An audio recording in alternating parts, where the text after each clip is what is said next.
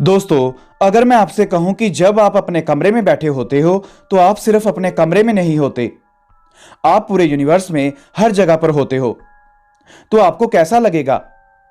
मुझे पता है आपको यह वियर्ड लगेगा, मगर दोस्तों, अब तक की सबसे सक्सेसफुल थ्योरी क्वांटम थ्योरी कहती है ये ही सच है।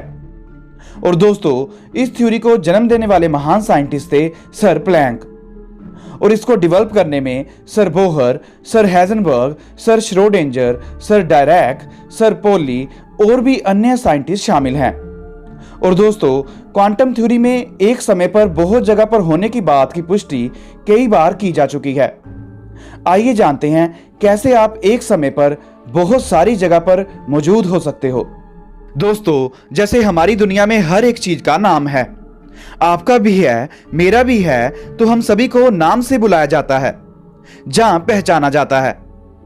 इसी तरह से क्वांटम मैकेनिक्स में सभी चीजों को दर्शाने के लिए या रिप्रेजेंट करने के लिए हम एक फंक्शन का यूज करते हैं, जिसे वेव फंक्शन कहते हैं। यह वेव फंक्शन हर चीज का हो सकता है, इलेक्ट्रॉन का, प्रोटॉन का, आपका, मेरा, पर्वतों का, हर चीज का। कह लीजिए कि आपके साथ या आपको दर्शाने वाला वेव फंक्शन एक्चुअल में आप ही होते हो। दोस्तों, ये वेव फंक्शन किसी भी ऑब्जेक्ट के बारे में बहुत कुछ बता देता है, और यह बताने में सक्षम होता है कि किसी ऑब्जेक्ट के किसी पर्टिकुलर जगह पर होने की कितनी संभावना है। जिस जगह पर वेव फंक्शन ज्यादा होता है, वहां किसी ऑब्जेक्ट के पाए जाने की संभावना ज्यादा होती है, और जहां यह वेव फंक्शन कम होता है, वहां पर ऑब्जेक्ट के पाए जाने की संभावना कम रहती है। यह बताया था सर मैक्स प्लैंक ने 1928 में। दोस्तों, मैं वेव फंक्शन को सरल शब्दों में समझाने की कोशिश करता हूं। जैसे मान लीजिए आपका सेल फोन आपका वेव फंक्शन है, तो आपका सेल फोन घर के जिस कमरे में पाया जाता है, वहां पर आपके भी होने की संभावना अधिक होती है, और दूसरे कमरों में कम, यहां पर आपका सेल फोन नहीं होता। ऐसा नहीं है कि आप दूसरे कमरों में मौजूद नहीं हो सकते, मगर दूसरे कमरों में यहां पर आपका सेल फोन नहीं है, वहां पर आपके पाए जाने की संभावना कम रहती है। शायद अब आपको वेव फंक्शन के बारे में पता चल गया होगा। दोस्तों, क्वांटम फिजिक्स में वेव फंक्शन को साई से रिप्रेजेंट किया जाता है, और दोस्तों, क्वांटम मैकेनिक्स कहती है कि हर चीज का अपना वेव फंक्शन होता है, और यह वेव फंक्शन पूरे ब्रह्मांड में फैला होता है। अब मान लीजिए आप अपने कमरे में बैठे हो, तो आप अपने कमरे में हो अकेले, यह कहना गलत होगा क्वांटम मैकेनिक्स के अकॉर्डिंग, जब तक आपको कोई देख ना ले, क्योंकि आपके साथ भी वेव फंक्शन है, और आपका वेव फंक्शन पूरे ब्रह्मांड में फैला होता है। चाहे आपके वेव फंक्शन की वैल्यू कमरे में ज्यादा है, मगर ब्रह्मांड के बाकी हिस्सों में भी इसकी संभावना बनी रहती है, और आपकी भी। अब मान लीजिए आपका दोस्त आपसे मिलने आता है आपके घर, तो आपके कमरे में जब वो दाखिल नहीं हुआ होता, तो उस टाइम पर आप मरकरी, वीनस, जुपिटर, ब्रह्मांड के हर ग्रह और हर जगह पर मौजूद होते हो।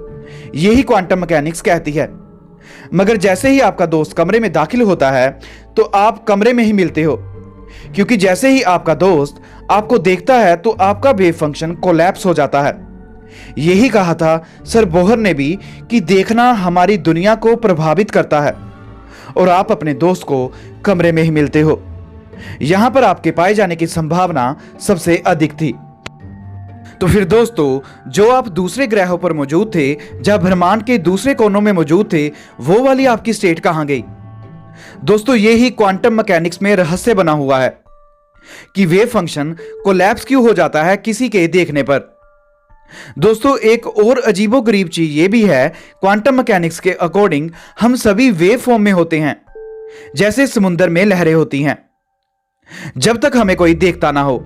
मगर जैसे ही हमें कोई देखता है, तो हम सॉलिड फॉर्म में आ जाते हैं। दोस्तों, ये जितना वियर्ड सुनने में लगता है, उतना ही ये क्वांटम मैकेनिक्स में आम बात है।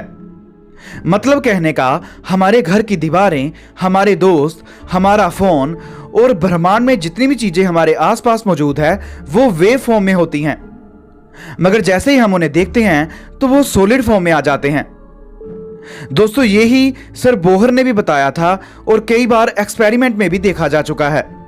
दोस्तों, क्वांटम मैकेनिक्स में यह कई बार देखा जा चुका है कि जब इलेक्ट्रॉन्स को देखा ना जाए, तो वो वेव फॉर्म में होते हैं, मगर जैसे ही उन्हें देखा जाता है तो वो सॉलिड पार्टिकल की तरह बिहेव करने लगते हैं।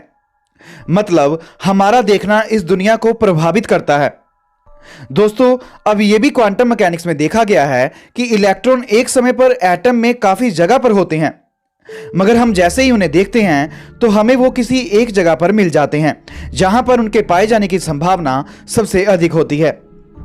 अगर दोस्तों ऐसा ना होता और अगर दोस्तों इलेक्ट्रॉन एक समय पर दो या उससे ज्यादा जगह पर नहीं होते तो हमारी सिविलाइजेशन ही खत्म हो जाती, क्योंकि इलेक्ट्रॉन अगर एक समय पर दो या उससे ज्यादा जगह पर नहीं होते तो हमारे शरीर के मॉलिक्यूल कोलैप्स कर जाते और इस प्रिंसिपल के बिना हमारी सिविलाइजेशन ही खत्म हो जाती। क्योंकि जो एटम को मॉलिक्यूल की फॉर्म में लॉक करके रखता है वो यही इलेक्ट्रॉन की अजीबोगरीब प्रॉपर्टी कि ये एक समय पर बहुत सारी जगह पर होते हैं, जिससे इलेक्ट्रॉन एक क्लाउड बना लेता है और एटम्स को कंबाइन करके मॉलिक्यूल बनाता है और ये मॉलिक्यूल स्टेबल होते हैं।